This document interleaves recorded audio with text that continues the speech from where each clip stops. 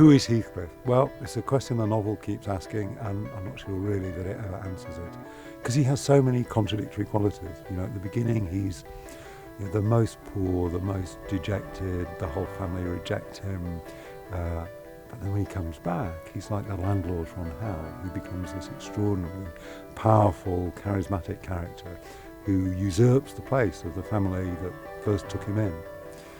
And the novel gives you various clues. He's picked up in Liverpool. Well, Liverpool's a great port, so it could be from Ireland. So the Bronte family come from Ireland, Patrick comes from Ireland, so he may have fled from the terrible famine that was there in the 1840s. But then again, Liverpool's a big colonial port, so he's often called Black, or Nellie says you might be an Indian prince, so there may be some racial difference too that's there in Heathcliff. And the novel never really resolves that, and never really tells you more than the barest minimum. We don't know his name, we don't know who his parents are, he's only got a single name, that's Heathcliff, he doesn't have a surname, we don't even know if it's a surname or a Christian name. And all we know is what he does, and they're often very violent things, very cruel things.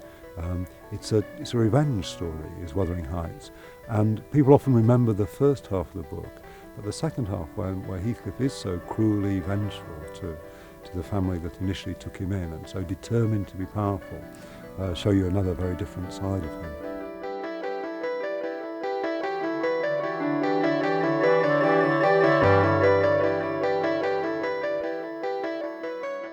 So there are lots of literary antecedents for Heathcliff. In some ways he's a Byronic figure. He draws on that tradition of the mad, bad, dangerous Lord Byron. He's also a bit like a Gothic character too, in that he's a violent sexual man who often imprisons younger women, and is not somebody you'd want safely to be married to. He's also got a supernatural air to him, of course. They call him a ghoul and an ifrit. And they worry if he's satanic or he's somehow in touch with supernatural kinds of powers. So Charlotte Bronte, when she writes the preface to Emily's novel, she says, Heathcliff never swerves once from his arrow-straight course to perdition. Right, he's going to hell from the beginning, she's saying. Now, I think it's a more complex and subtle novel than that, but it shows what a disturbing figure Heathcliff is to Charlotte and to many later readers.